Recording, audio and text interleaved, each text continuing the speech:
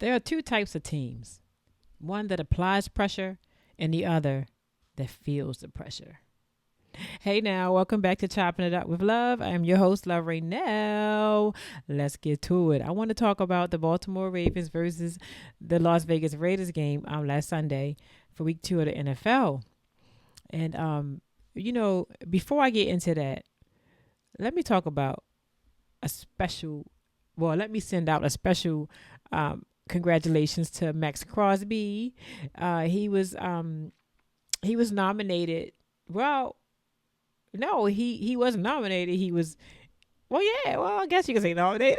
But anyway, he was crowned the AFC Defensive Player of the Week for his epic performance against Lamar Jackson and the Baltimore Ravens. A shout out to Mad Max, the Condor. He handled his business, and everybody got out without getting hurt. Isn't that something? Except for the chain gang person who collapsed because of the heat. But other than that, it was a clean game.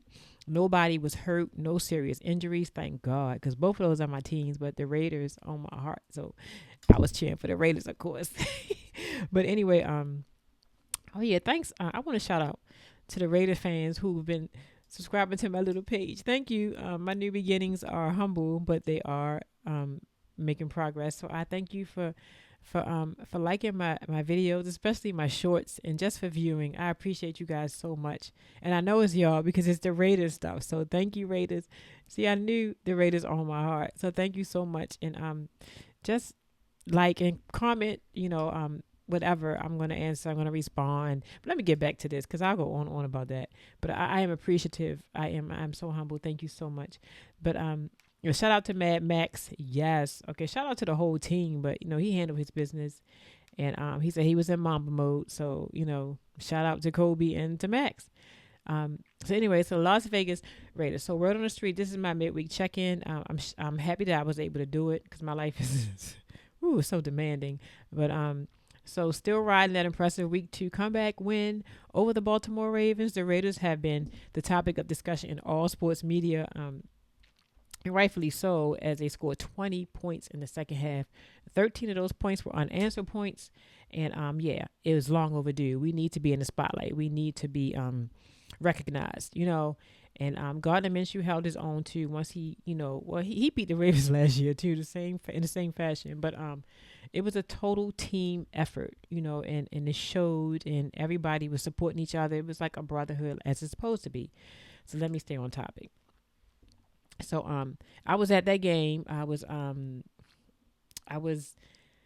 like right there behind the bench, and I nearly lost my voice. I did lose my voice, as a matter of fact. And it was such an epic experience. I was so happy, beyond excited for my team, and for Antonio Pierce, and for Devontae Adams, for everybody.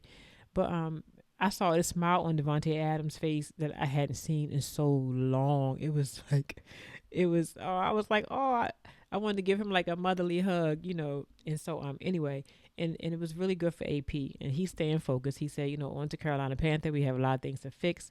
But yeah, they game planned and they executed with no hesitation, and they fought to the very end, And speaking of AP, Antonio Pierce outcoached John Harbaugh in all 3 phases of the game, including.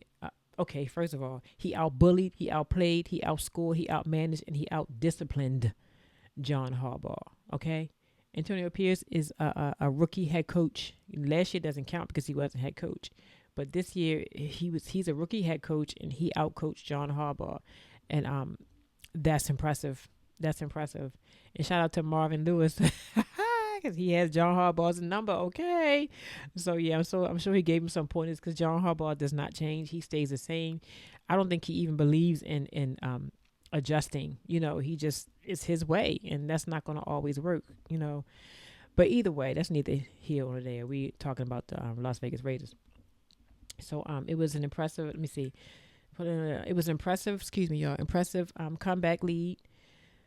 And, comeback to lead, to the win. And it was led by defensive standouts, Max Crosby, Spillane, and Bennett.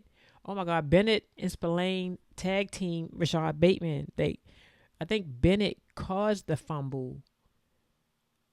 Or he stripped it. He stripped it. And then Spillane caught it. So that was epic. That was a game changer too, because I had posted on my page on my YouTube the game changer. The thing that changed the momentum was when they got Gardner got the ball to Devontae, and then he got out of bounds, stopped the clock, and then Brock Bowers took it all the way to the 1 yard line. Oh my God. And I was like, yes, I even lost track of the camera. It went down, but I did post it so you could see it. But it was amazing. I thought he got in, but he's 1 yard short. So it was cool. I'm sitting here shaking and just like, oh my God, I'm reliving it all over again. It was so exciting. Oh my God. And so let me get back to this. I gotta stay on point, y'all. I'm so sorry. I get so carried away because it's not often that you can, really cheer for the Raiders. So I'm so excited. But it was an impressive comeback led by the defensive standouts Crosby, Spillane, and Bennett, and offensive standouts Carlson. He was 4 for 4. Adams, Minshew, and Bowers. Bowers was 9 for 9. I think Adams was something for something, but he had like 110 yards, so that's impressive. And Minshew did really good. He did really good. We still need to fix the O line, but that's a work in progress. A lot of teams around the NFL have O line problems, so that's where the quarterback's mobility comes into play. So I'm glad that Minshew is back there because O'Connell is not really mobile, but you do have a reliable backup who's familiar with the team and the game plan. So that's great. You gotta find the positives out this every situation, and talk about the O line already. So the run game is dead in the water. They tried. The Ravens' run defense is pretty stout, so that's probably why too.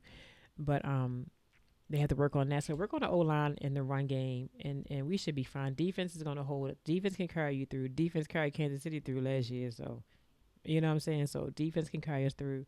But if we could somehow continue to play to the standards for all 4 quarters, like we did in this game, the Dubs will continue to stack, along with the will just to win. Just win. Just carry the same mindset all the way through the next 15 games. It's 15. Somebody kept saying 18 games. It's not 18 games. 18 weeks, but it's still 17 games. I'm like, come on, it can't be 18 games yet. But in week 3 is a season home opener versus the Carolina Panthers, the 0-2 Carolina Panthers, and they will be without their starting QB Bryce Young. So now they'll have to prepare for former Cincinnati quarterback Andy Dalton, who was coached by the assistant coach Marvin Lewis. So Marvin Lewis has his number. He knows how he moves. He knows how he thinks because he coached him for years. So there is familiarity. There is familiarity, when it comes to that. So it's not going to be a cakewalk, because they do have some They do have some defensive hounds on their team, but it should be not as challenging as playing the Baltimore Ravens, So but you still have to stay focused, and play all 4 quarters, play all 60 minutes of the game, and pin your ears back and let's go. Let's fucking go. Let's get it. You know what I'm saying? And I don't see this as a sleeper game because the Raiders are riding this high, so you got to just keep that momentum going. And I think we're going to dominate for all 4 quarters. That's what I think, and Andy Dalton, he is a little mobile. He's definitely different than Bryce Young. However, he did do a stint at Carolina. He played for the Bengals, and then he left there and went to St. Louis.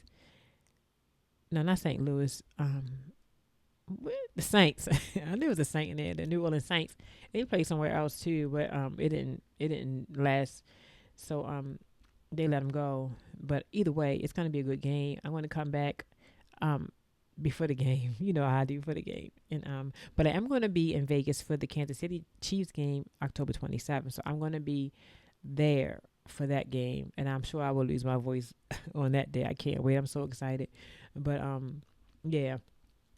Shout out to our Las Vegas Raiders. They show out. And the smiles and the just the smiles, and it's good for the for the mentality, and I think they're gonna do good. I think they're gonna do good. It's good to see that Gardner Minshew and Devontae Adams are starting to gel. And Gardner he really did release the ball this time. He pushed it downfield. Brock Bowers, oh my God, he's gonna be a force. I don't think the Baltimore Ravens, I don't think they counted for Brock Bowers. I just don't. And then he didn't play in the preseason, so they didn't really had nothing to go on anyway. So, but yeah, he's gonna be a problem. And yeah, yeah. Tucker too. Tucker, it's funny because I looked at the stats. I'm not a stat hound, so unless I want to talk about stats, and I'll just read them off verbatim. But the defense, for the defensive stats, everybody got the ball. Everybody has stats. Like everybody had something a part. Everybody played a part in that game. Everyone played a part in that game. And I think on offense too, everybody was involved. Everybody, the starters anyway, they were involved. It was just awesome. It was just awesome. Yep. Raiders. Yeah, but anyway, that's it for the Las Vegas Raiders, and I will be back. I'm thinking Saturday. Yeah, just to talk about the Carolina Panthers versus the Las Vegas Raiders. I have to listen to some more of the commentators, because YouTubers, because I'm still I'm in Baltimore, so I don't really get much Raiders news. I have to listen to the Raiders commentators and YouTubers. So anyway, that's it for me. Thanks for tuning in. Remember to like and subscribe and to share and to trust in your consistency, even if it isn't making any noise yet. Peace, y'all. Raiders.